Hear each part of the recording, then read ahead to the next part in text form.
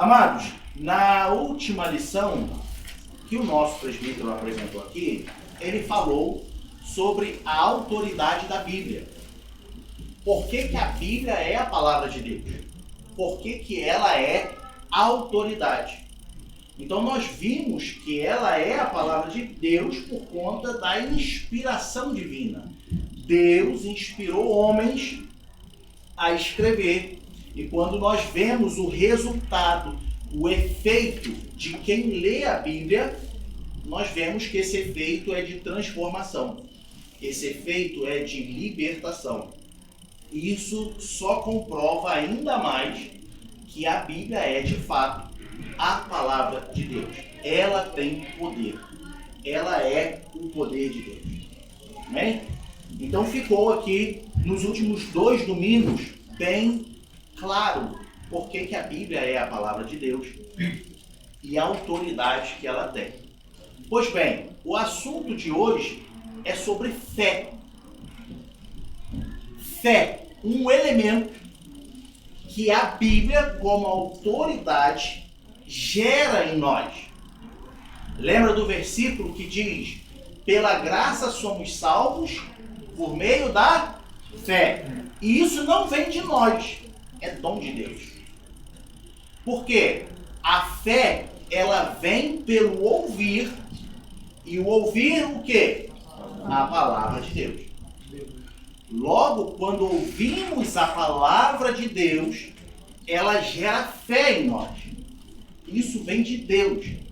Agora, para a gente entender o que é fé, eu pergunto aos irmãos, sem ser num contexto espiritual, num contexto bíblico, alguém consegue me dizer um exemplo de fé no seu cotidiano, na sua vida, no seu cotidiano? Alguém consegue me dar um exemplo de o que é a fé na sua vida, no seu cotidiano, sem ser no contexto bíblico? Porque todos nós temos uma fé natural. Que fé é essa natural? Alguém consegue me dar um exemplo? Acreditar que o que você planeja ou o que você almeja vai dar certo. Vai dar certo. É uma fé natural. Quem aqui, quando acabar o culto, vai voltar para casa? Isso é fé. Porque a gente não sabe se a gente vai conseguir acabar o culto. A gente não sabe se a gente vai estar vivo. Não é isso? Eu não sei se a caminho de casa, Deus me perdoe, me proteja, mas eu posso sofrer um acidente e não chegar em casa. Mas eu estou aqui dizendo que quando acabar o culto, chegaremos em casa. Não é isso? Isso é fé.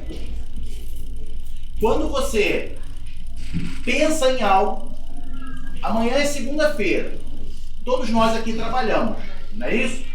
Quem aqui já está falando assim, poxa, amanhã eu tenho que trabalhar, né? E aí você está certo de que você vai para casa dormir, e amanhã de manhã você está certo de que você vai acordar e vai sair para o trabalho. Feliz ou contra a sua vontade, mas você vai, não é isso? Isso é fé. É uma fé natural que nós temos. É uma fé que tem no ser humano. Certo? Porém, quando a Bíblia ela gera uma fé em nós, essa fé não é igual à fé natural que nós temos no dia a dia. Ela é uma fé que vem através de uma persuasão divina. Fé, ela é derivada, na Bíblia, de persuasão. O que é a persuasão? É o convencimento a fazer alguma coisa. Isso é persuasão. Sabe aquele versículo que Paulo diz lá em 1 Coríntios? Que ele diz assim, no capítulo 2, que ele diz assim: as minhas palavras, a minha pregação não consiste em palavras persuasivas de conhecimento humano, mas em demonstração do Espírito de poder. Certo? A persuasão é o quê? É palavras que te convencem a fazer alguma coisa. Então, quando alguém chega para mim e fala assim, pastor, tá meio barrigudo. cuidado com a saúde. Você tem que fazer uma academia. Você tem que fazer uma dieta. E aí eu falo, rapaz, ele tá certo. Ele me persuadiu. Quando eu começo a fazer a academia, é porque ele me convenceu de que, olha, de fato, eu preciso fazer uma academia. Agora eu passei a acreditar que, de fato, aquilo é importante para mim. A fé, ela é derivada de um verbo no grego que é persuadir. Porém, essa palavra derivada do verbo persuadir, tá? É de uma firme persuasão. Tá tudo bem até aí, mano? Então vamos relembrar o que é a persuasão, o persuadir. É quando alguém te convence de algo e você passa a fazer aquilo da qual esse alguém te convenceu a fazer. Ok? A fé, ela é derivada de uma persuasão. Persuasão é essa não de palavras de conhecimento humano, como Paulo fala, mas uma persuasão divina. Por isso que nós começamos o nosso discipulado falando sobre a autoridade da Bíblia. Por isso que, de forma estratégica, primeiro a gente precisa entender que a Bíblia é o poder de Deus. É a palavra de Deus. Porque através da leitura dela, ela agora, de uma forma divina, ela vai te persuadir, te convencendo de que, olha, você é pecador. Você precisa chegar a Deus. E a partir desse momento que você entende que você e eu somos pecadores e precisamos nos achegar a Deus, agora eu creio sempre nisso, de que, olha, sem Deus eu não posso viver. Isso é fé. Então a fé, no seu sentido literal, ela é fidelidade, lealdade e confiança. Então ela te leva a ser fiel, ela te leva a ser leal e ela te leva a ser confiante. Porque uma vez que você leu ou você ouviu a palavra divina, essa divina inspiração pela palavra te mostrou que você sem Deus e eu sem Deus não somos nada. E agora eu creio nisso. Então por isso a fé vem pelo ouvir e o ouvir a palavra de Deus. Amém até aí?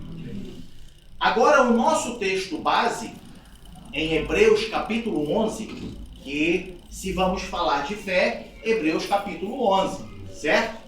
Então o primeiro versículo do capítulo 11, ele vai dizer o seguinte: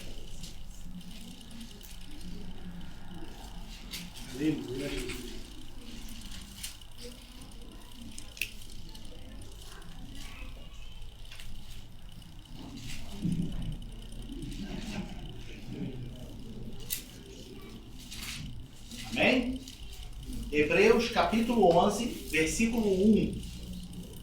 Ela vai dizer: ora, a fé é o firme fundamento das coisas que se esperam e a prova das coisas que se não veem.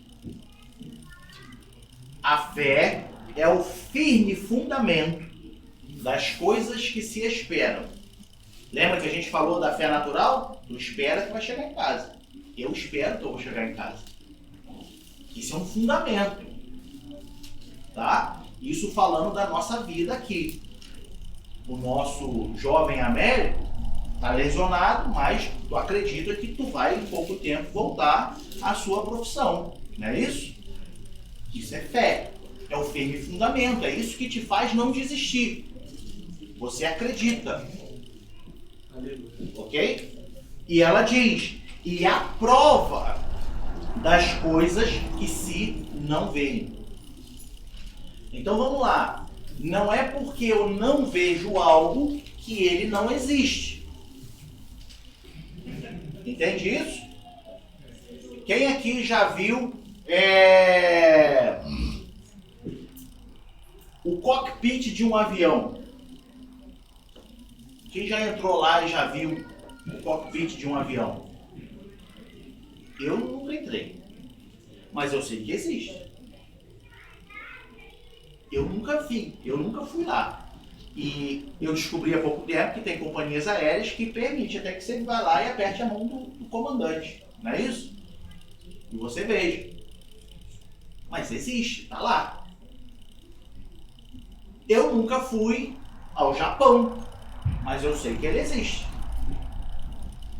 Então não é porque você não vê uma coisa, é que ela não existe. Ela existe, você só não está vendo. E a fé te faz ter essa certeza de que não é porque nós não vemos Deus explicitamente, de que quer dizer que ele não exista. Ele existe, porque nós o sentimos. Nossa vida muda quando nós temos experiência com ele. Então, como não acreditar que Deus existe? Como foi falado aqui nos 2 últimos domingos, quando olhamos para a natureza, como não acreditar que Deus não existe? As noites têm ficado muito lindas, estreladas, com lua. E às vezes eu e minha esposa ficamos da janela do nosso quarto olhando para o céu. E eu falo, como é grande o nosso Deus. Porque vira e mexe passa um cometa. Em 9 anos na Alemanha eu fui ver cometa essa semana aqui. Passou. Aí minha esposa até brincou, né? Falou, não sei se é cometa ou se é míssil do Oriente Médio passando. Mas a gente olha para a natureza e a gente vê Deus. Eu não vejo aqui fisicamente.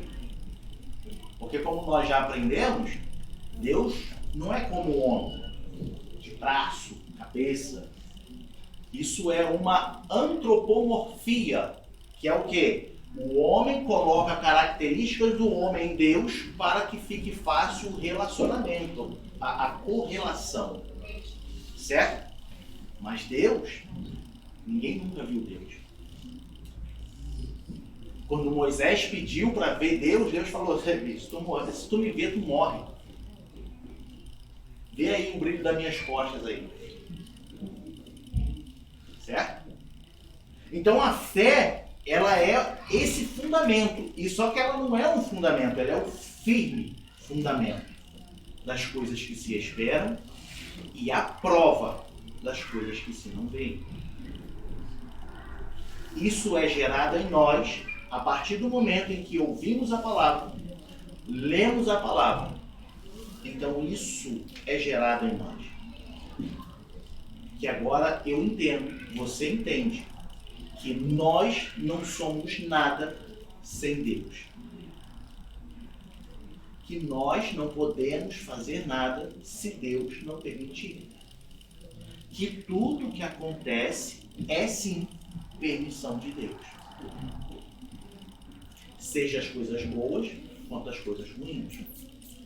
Tudo é permissão de Deus. Isso é a fé. Quando olhamos para a fé, nós temos a fé para a salvação, que é essa fé que a Bíblia gera em nós. Quando ouvimos a palavra, agora somos salvos não por meio de obras, mas por meio da fé. Certo? Então não adianta você fazer obras, ser um bom cidadão, ajudar os moradores de rua, fazer isso, fazer aquilo, porque isso não vai te salvar. A salvação é pela graça, por meio da fé. Agora, já que somos salvos e temos fé, é o nosso dever fazer boas obras. Sabia disso? Efésios capítulo 2. Vamos ler lá rapidinho?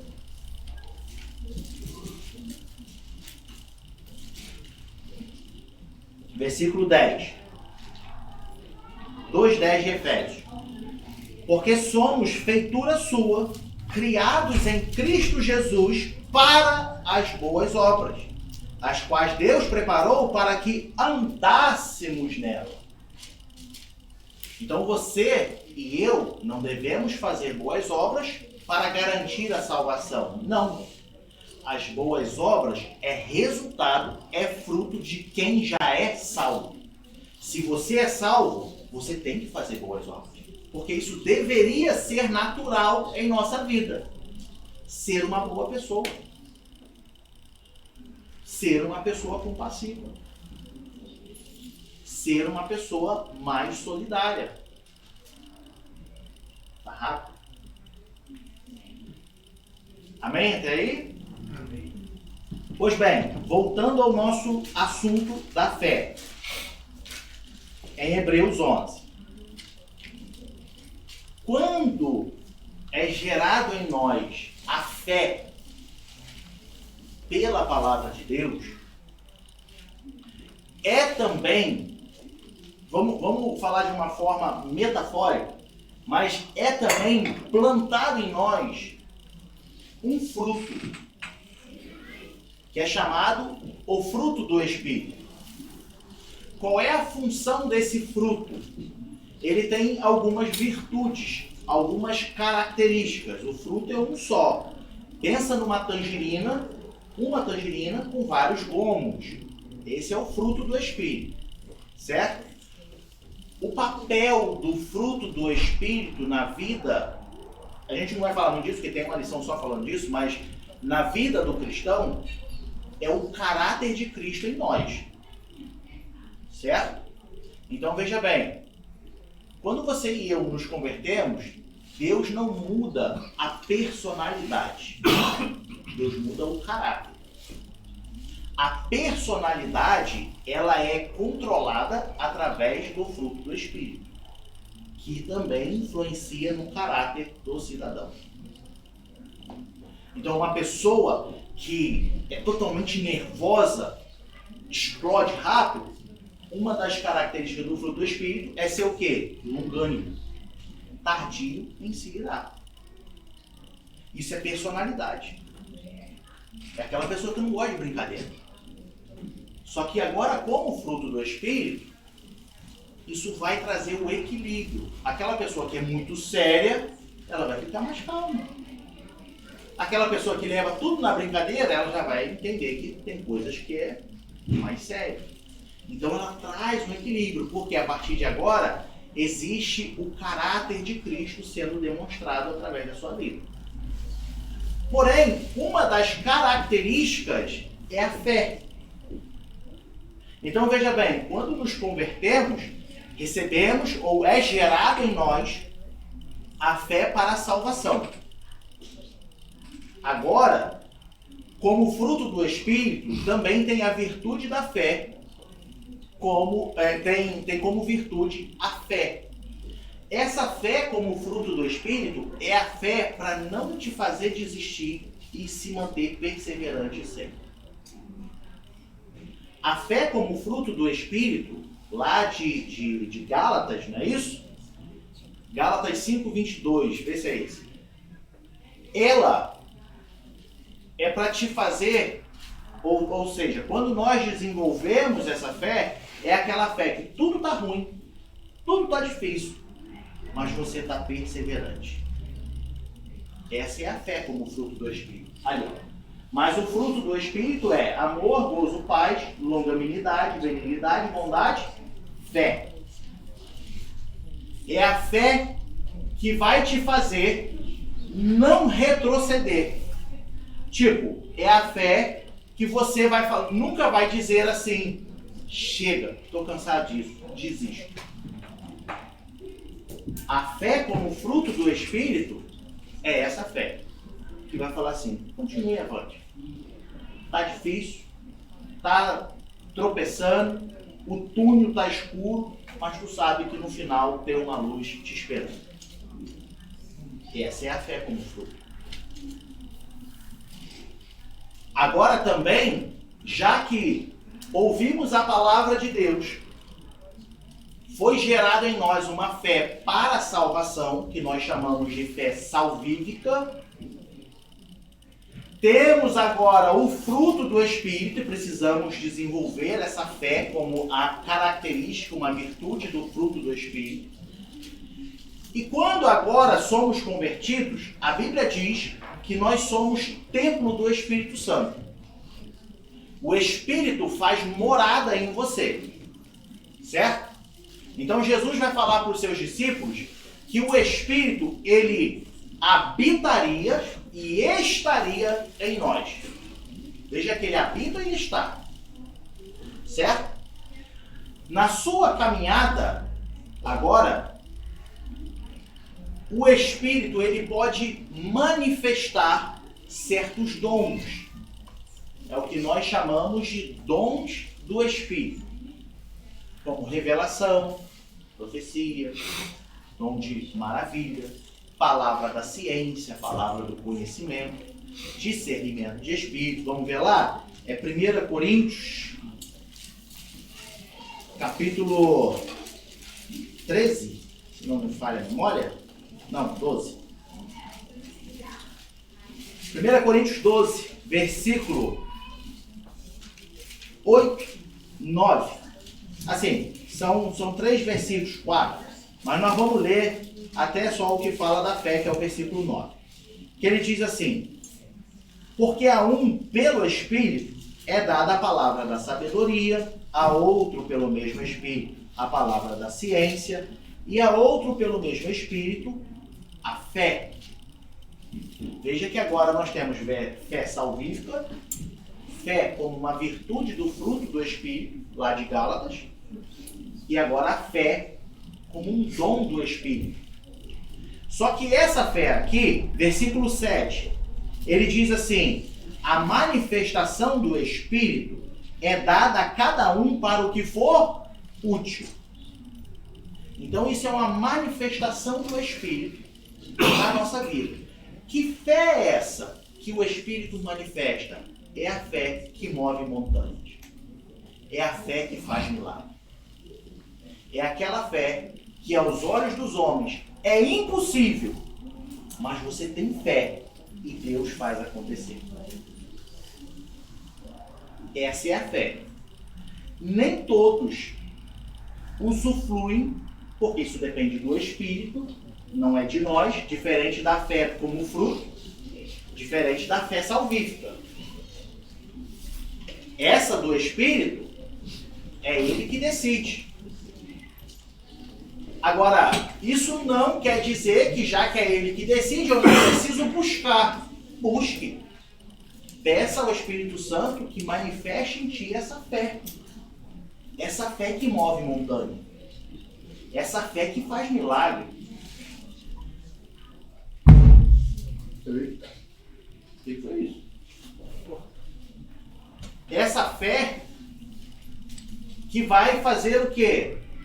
Aquele milagre, aquela cura, a solução daquela causa. Você vai ter fé. E é uma intensidade de fé diferente. Então vamos dizer que a fé, ela tem intensidade. E nós vamos falar um pouco disso. Então você tem a fé que vai te levar para o céu. É a fé salvífica. É aquela fé que, olha, eu não consigo viver sem Deus. É aquela fé que diz assim: se a Bíblia está dizendo que eu preciso mudar, eu vou mudar, porque eu tenho certeza que ela é a palavra de Deus. Por isso vou obedecer. Nós temos a fé que vai como fruto do Espírito na sua caminhada, quando tudo está difícil, quando tudo está impossível, você está dizendo: eu não vou desistir. Senhor, eu sei que no mundo terei aflição, mas eu vou seguir avante, porque o meu lugar é o céu. O meu destino é o céu. E aí, no meio dessa caminhada, o Espírito Santo pode intensificar a sua fé, como uma manifestação do Espírito. Quando você se depara com algo, coisas impossíveis, e você dobra o joelho e fala assim: Senhor, eu não sou nada, mas Tu é tudo. Isso é impossível para mim, mas para Ti isso não é impossível. E aí Deus atende a sua oração, se assim for a vontade dele. Amém? Até aí? Veja bem, a fé, amados, é o que consolida a nossa caminhada. Por isso, o escritor aos Hebreus vai dizer que ela é o firme fundamento. A nossa vida cristã é fundada em Jesus Cristo por meio da fé. E esse fundamento, ele é firme. Portanto, o versículo 6 de Hebreus 11 vai dizer: sem fé é impossível agradar a Deus. Um cristão sem fé, ele não é cristão.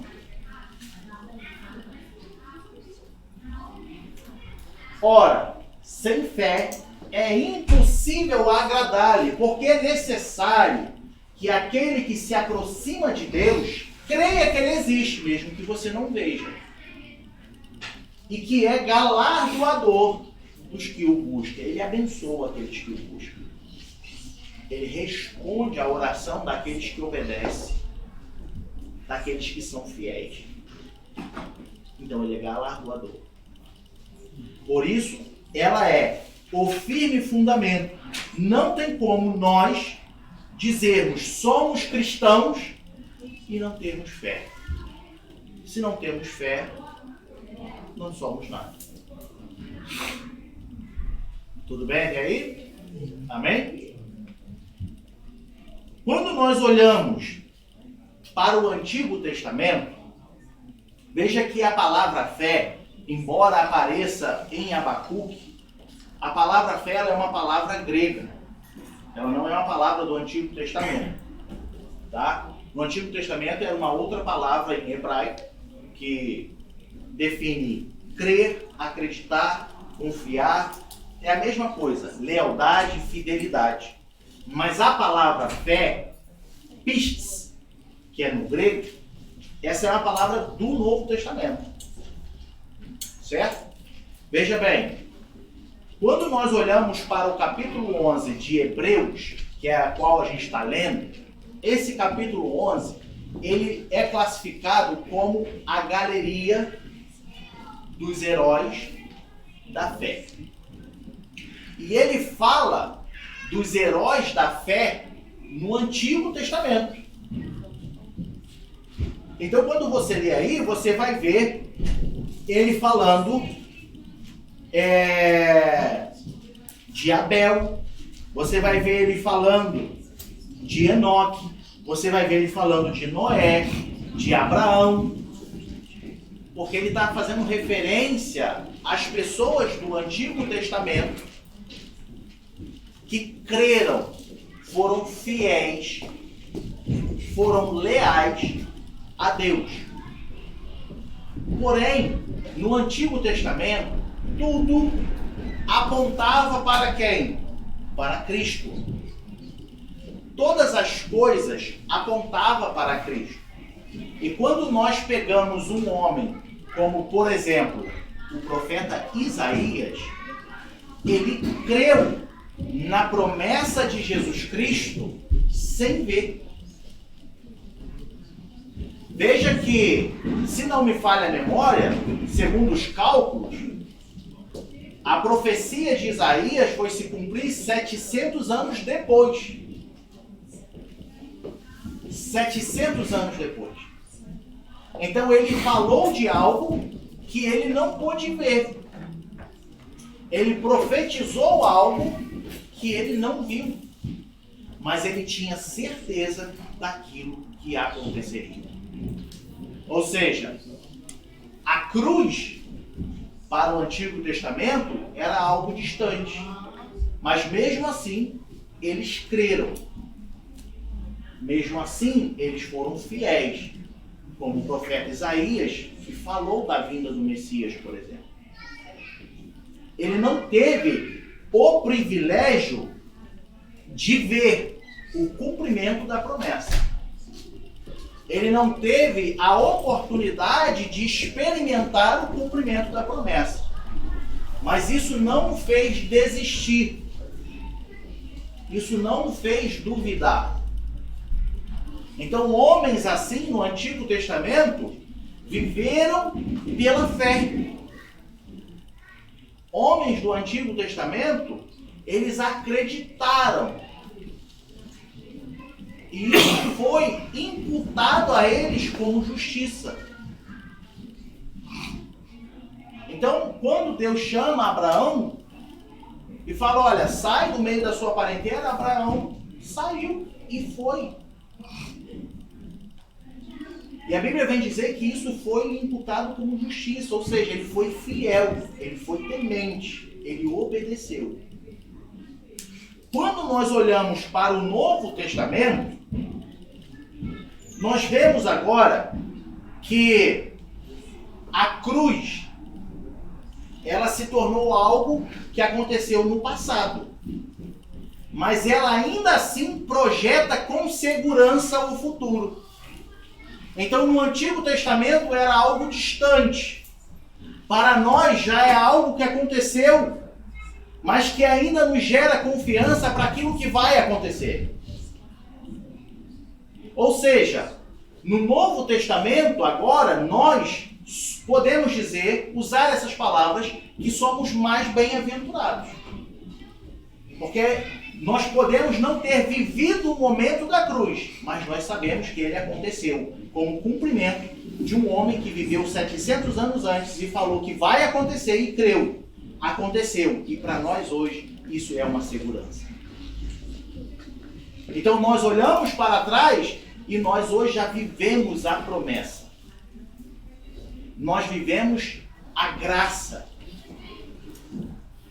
Então, para nós hoje, o que aconteceu no passado não o tornou antigo ou ultrapassado. Pelo contrário, é o firme fundamento daquilo que nos faz acreditar para onde nós vamos, com quem nós estaremos.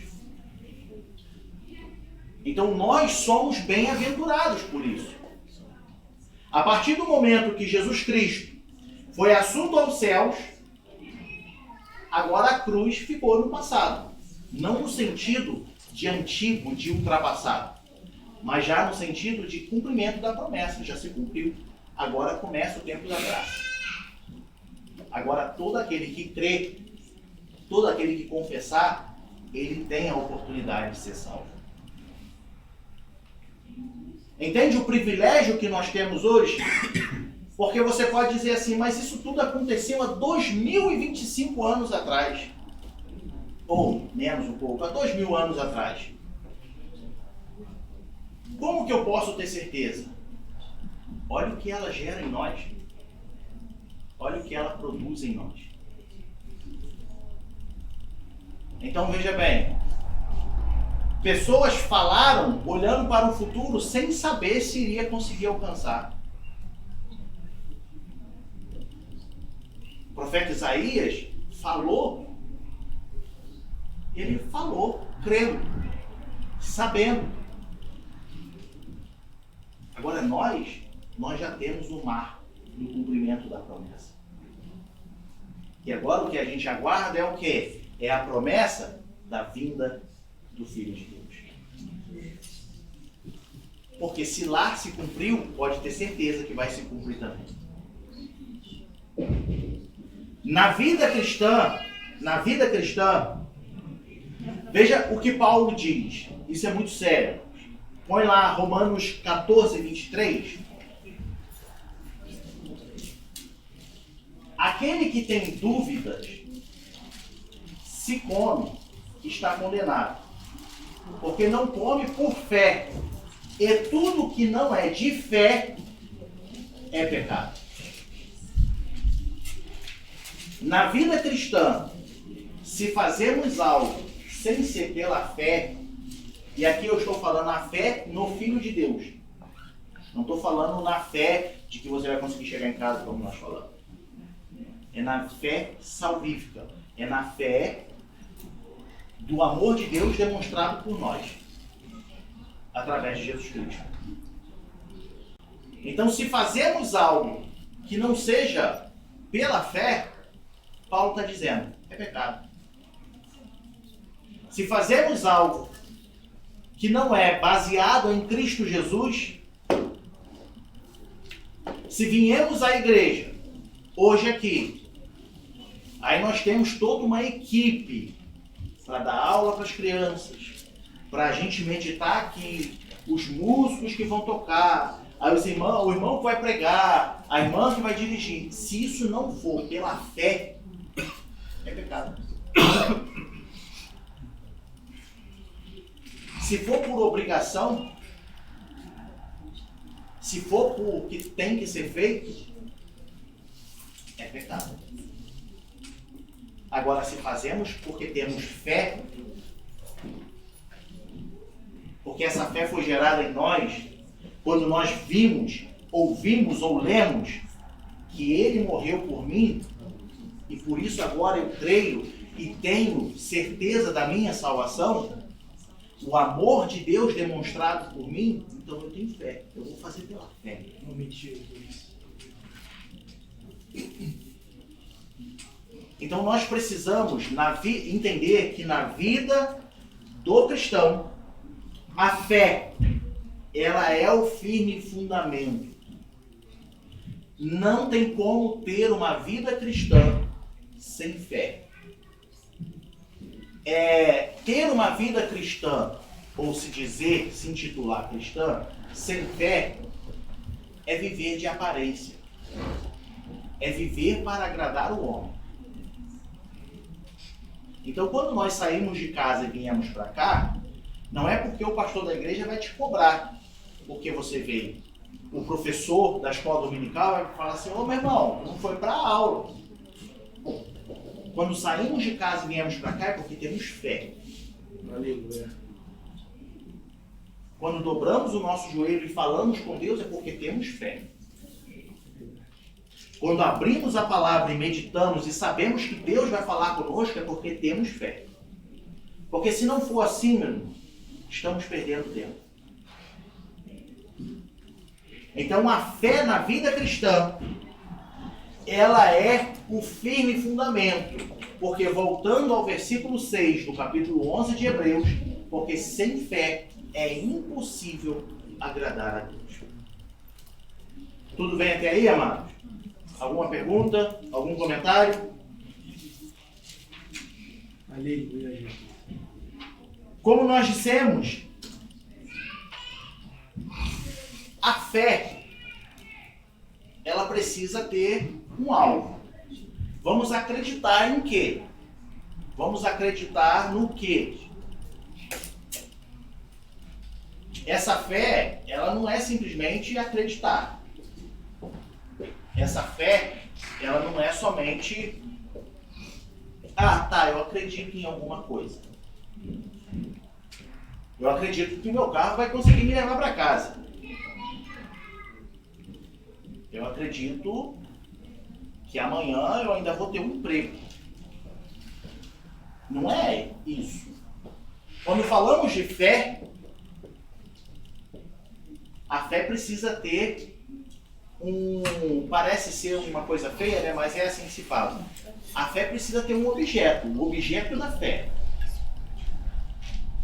A fé precisa estar centrada em alguma coisa. Quem é essa coisa? O que é? Quem é? Alguém arrisca dizer? A palavra de Deus? Não, exatamente.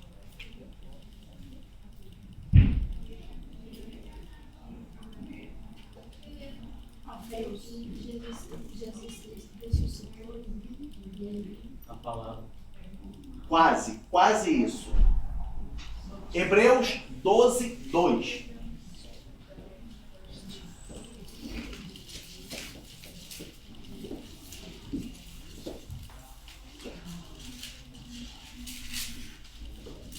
Esse versículo define a pessoa da nossa fé, o objeto da fé.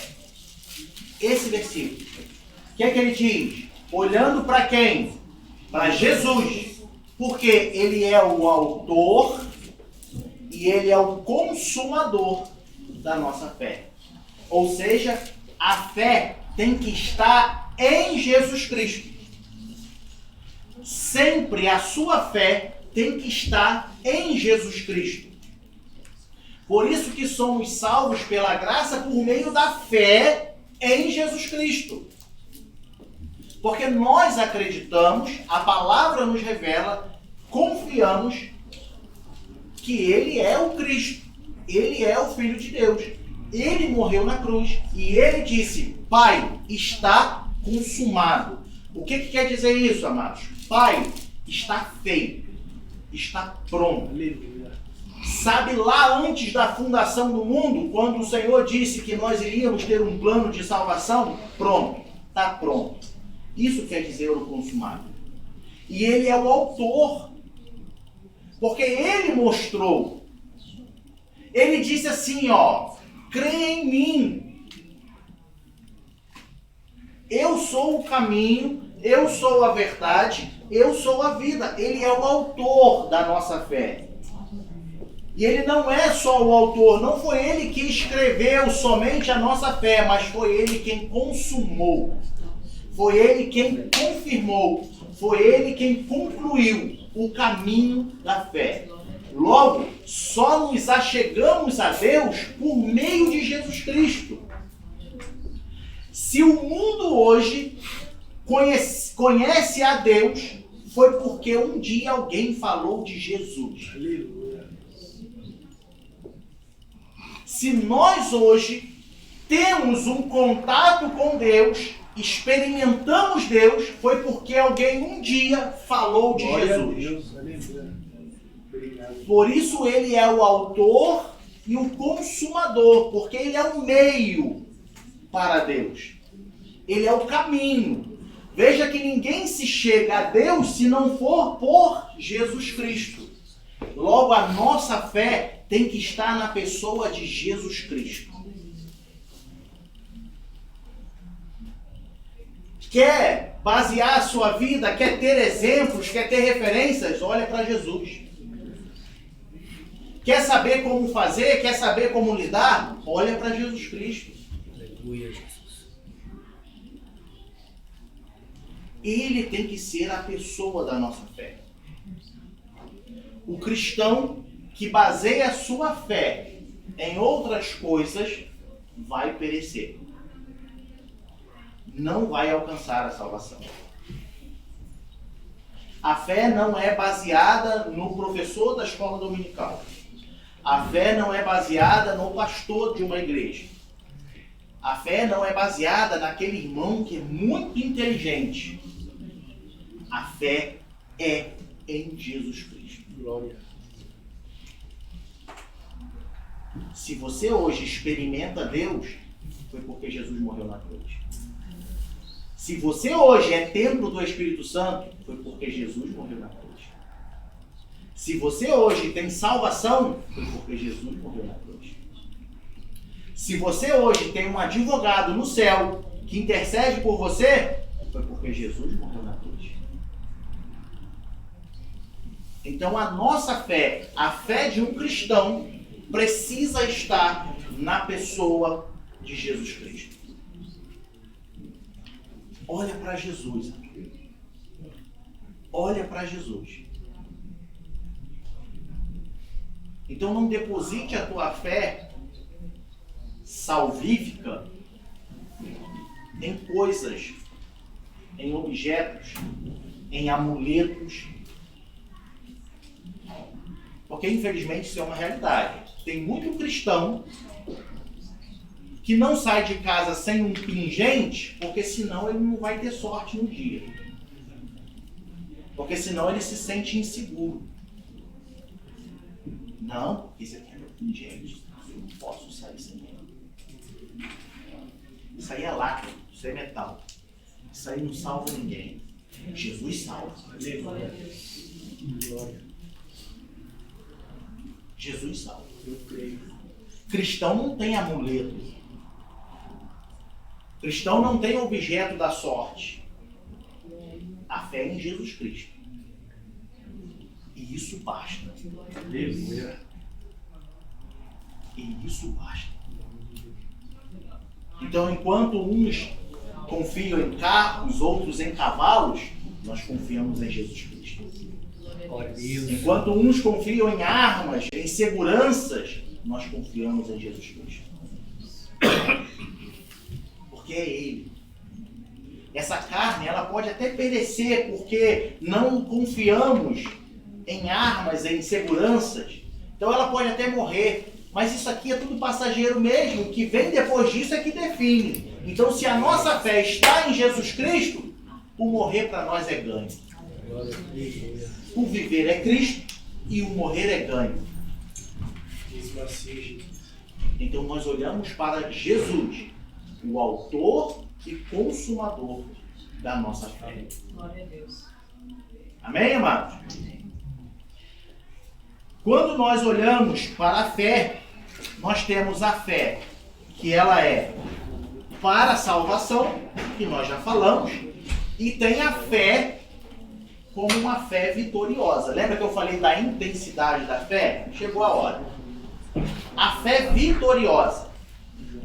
Veja que é interessante, porque quando olhamos para Mateus capítulo 6, versículo 30.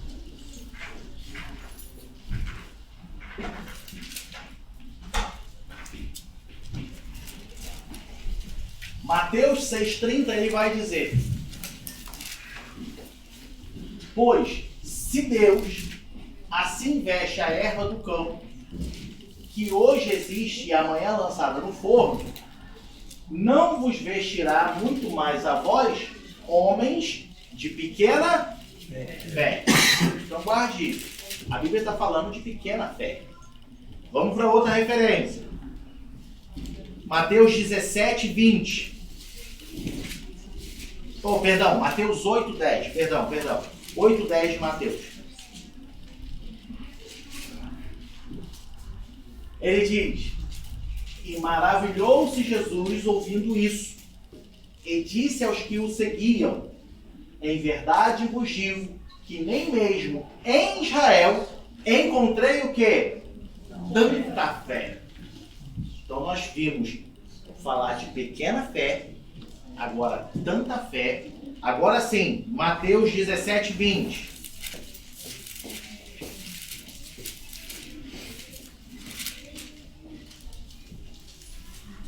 Quem lê para nós essa aí? Mateus 17, 20.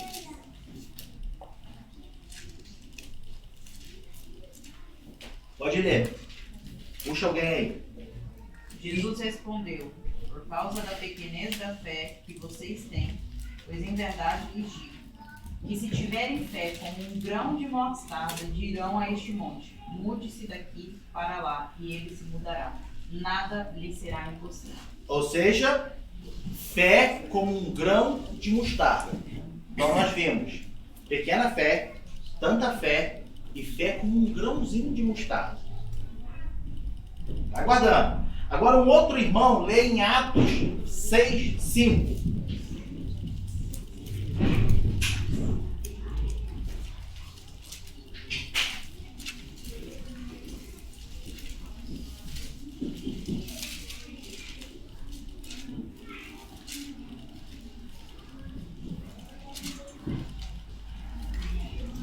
Quem pode ler? Atos 6, 5.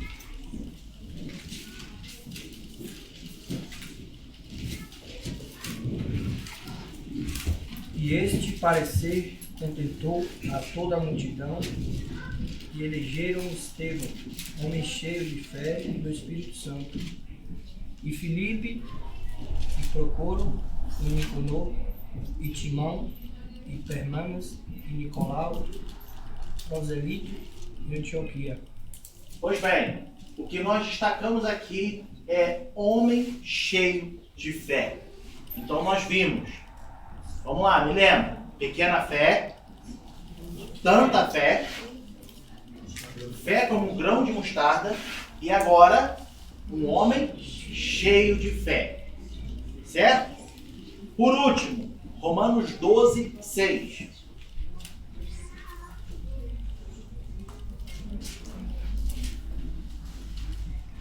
Quem achar, lê. Temos, porém, diferentes dons, segundo a graça que nos foi dada. Se é profecia, seja segundo a proporção da fé. Exatamente. proporção da fé, na nossa versão aqui, medida da fé. Então nós vimos que a Bíblia ela fala em algumas situações de pequena fé, tanta fé, fé como um grão de mostarda, homem cheio de fé e a medida da fé. O que isso quer nos dizer, amigos? Que a fé ela tem diferentes tipos de intensidade. Veja que nessas expressões pequena fé, Jesus não está falando de uma fé que seja pequena no tamanho, somente. Pastor, mas ele fala da fé no tamanho do grão de mostarda. Pois bem, tu vai entender. A fé, ela tem que ser duradoura. O grão de mostarda é pequenininho, mas ele se torna grande. Segundo o contexto bíblico, a fé, como um grão de mostarda, é aquela que é pequenininha. Mas, meu irmão, aquilo dura e vai ficando grande, e vai ficando grande, e vai ficando grande. Nós vemos intensidades de fé diferentes. Por isso que numa caminhada cristã, numa igreja, você vê pessoas experimentando algo extraordinário da parte de Deus e pessoas que vivem com uma fé menos intensa. Você vê pessoas que têm experiências absurdas com Deus e você vê pessoas que está tudo bem. Porque são intensidades diferentes de fé. É o que nós chamamos e colocamos como a fé vitoriosa. Então, nós temos diferentes intensidades de fé. Agora eu te digo, a fé precisa ser no tamanho do sol? Não. A fé é no tamanho de um grão de mostarda, mas que dure. Constante. É a fé perseverante. No texto original, aquela passagem de Pedro, quando ele anda sobre as águas, e ele se assusta com a tempestade e afunda, Jesus fala, homem de pequena fé, ou homem de pouca fé. Pouca duração, durabilidade. Isso acontece na nossa caminhada. Talvez isso já tenha acontecido contigo, aconteceu comigo já. Começamos crendo, força total. Aí quando você começa a não ver a luz no fim do túnel, tu pensa, será que eu estou fazendo certo? Será mesmo? Ih, rapaz, eu acho que eu não vou mais continuar não. A duração da fé, ela vai terminando, é igual uma bateria de uma pilha, né? A carga de uma pilha, não é isso? Ela vai até que chega uma hora que você fala, quer saber? Deixa isso pra lá, não acredito mais. O que a Bíblia nos ensina é nós termos uma fé duradoura. Uma fé com uma grande intensidade. Eu creio e não vou deixar de crer.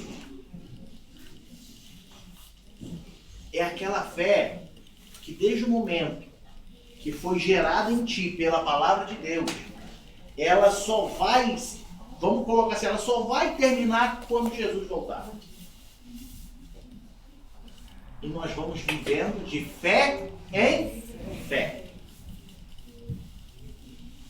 Vivendo de fé em fé. Você pode cambalear, você pode tropeçar, mas está com a tua fé. Tu não vai cair e ficar prostrado. Vai se levantar e continuar caminhando. Não consigo caminhar, vou me arrastejar. Mas eu não vou parar. Em nome de Jesus. É a fé constante. É a fé que dura. É a fé que não adianta o mar se levantar. Tu pode até, mas você não vai parar. Você vai continuar. Você vai continuar. Essa é a intensidade da fé. Tá tudo difícil. Tá tudo acontecendo ao contrário. aceitamos a Cristo como Senhor e Salvador, tudo ficou pior na nossa vida. Aí eu te assustei. Porque tem gente que aceita Cristo achando que tudo vai melhorar. Mas não vai não, filho. Sinto te dizer. Porque agora, meu irmão, agora é um mar de rosa. Sinto te dizer, só está começando a tua caminhada. Desembainha a tua espada, não é isso? E se prepare para lutar. Só que agora, você e eu temos fé. E essa fé, mano, vai levantar a peleja daqui, vai levantar a peleja daqui, vai levantar desafio daqui, vai levantar conflito daqui. Mas nós estamos olhando para Jesus, que é o autor e o consumador da nossa fé. Aleluia. Nós não vamos parar. Você não vai parar. Em nome de Jesus. Como nós dissemos, a fé produz salvação. Quando temos essa intensidade de fé, ela também produz segurança em nós. Nós estamos seguros. Quando a gente lê lá o Salmo 46, versículo 2 a 5. Eu queria pedir o irmão Dênio para ler esse Salmo. 46, Salmo 46,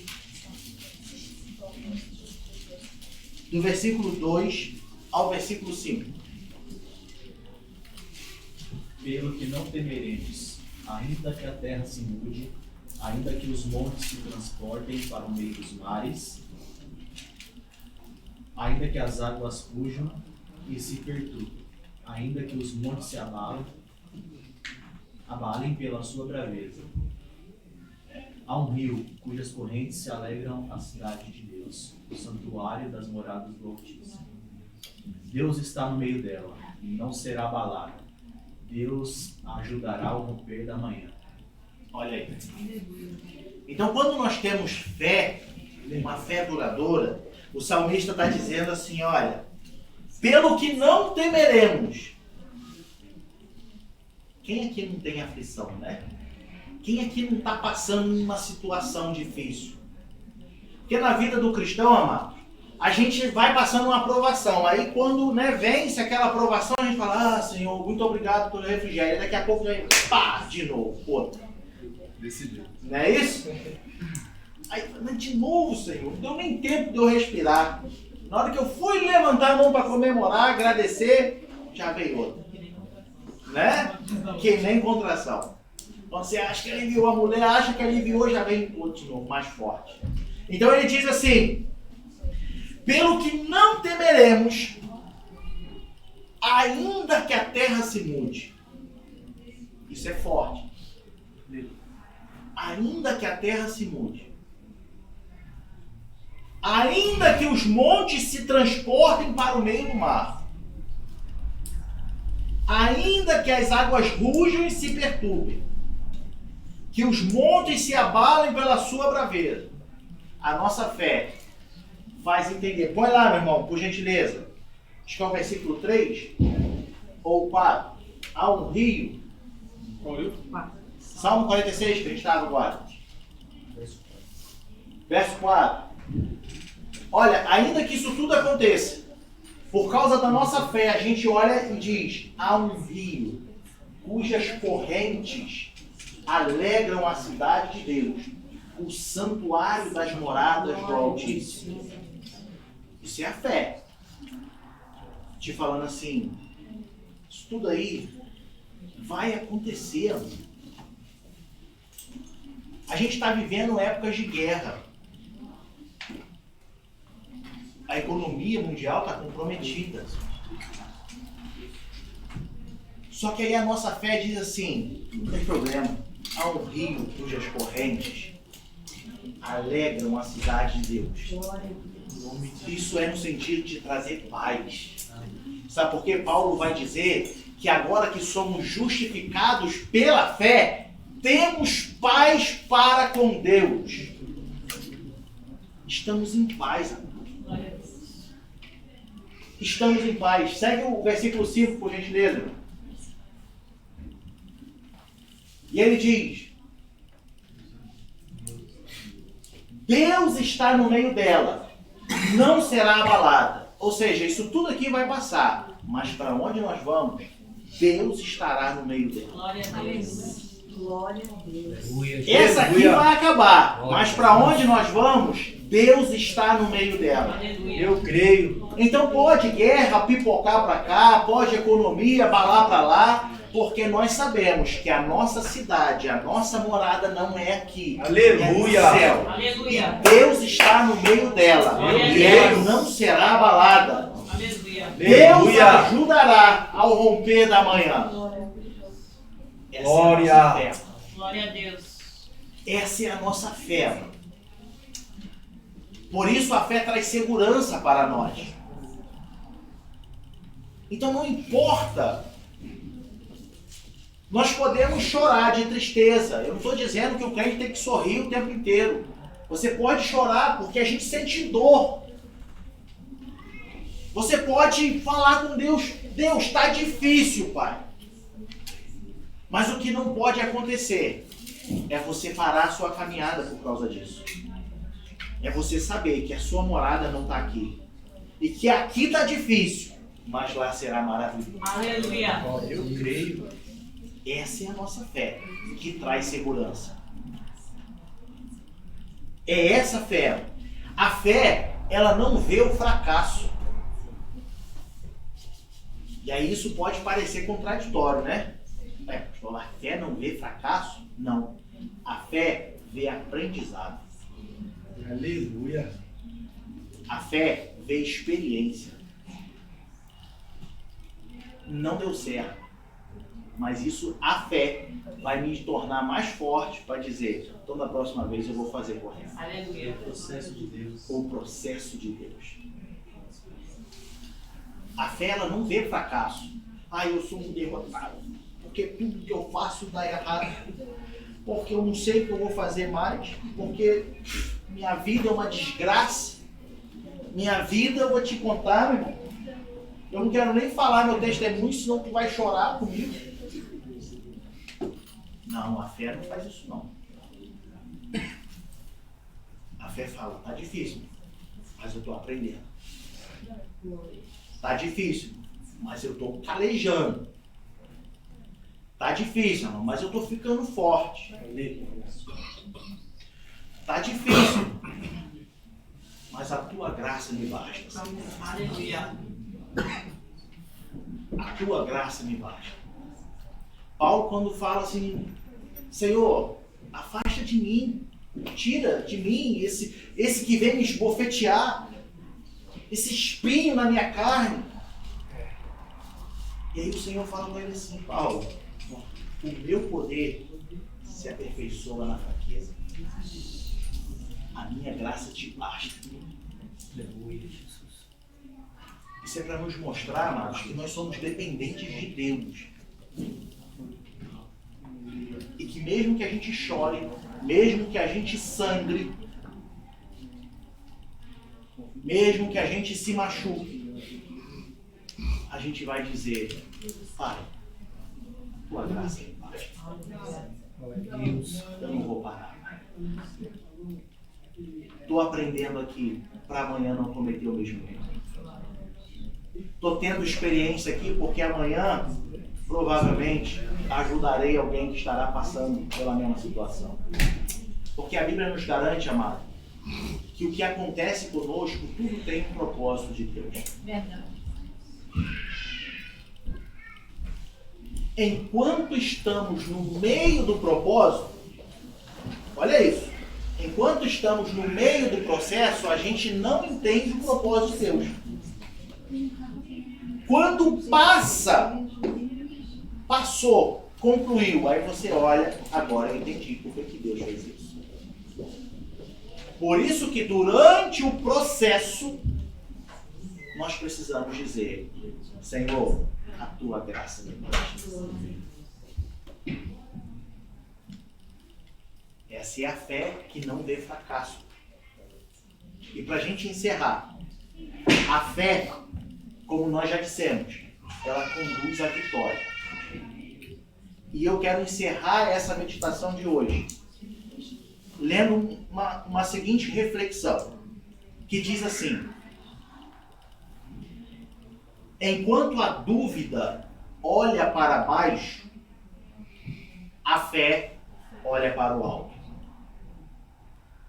Enquanto a dúvida vê o perigo, a fé enxerga a segurança. Enquanto a dúvida ela resvala na incredulidade, a fé se abriga no esconderijo do Altíssimo. Enquanto a dúvida afunda no desespero, a fé ela agiganta na esperança. Enquanto a dúvida pergunta quem crê, a fé diz: eu creio. Que nós possamos entender a necessidade da nossa fé. Que nós possamos entender por que precisamos ter fé. Porque sem fé é impossível agradar a Deus. Amém, amado? Alguma pergunta? Algum comentário? Não? Vamos colocar de pé em nome de Jesus.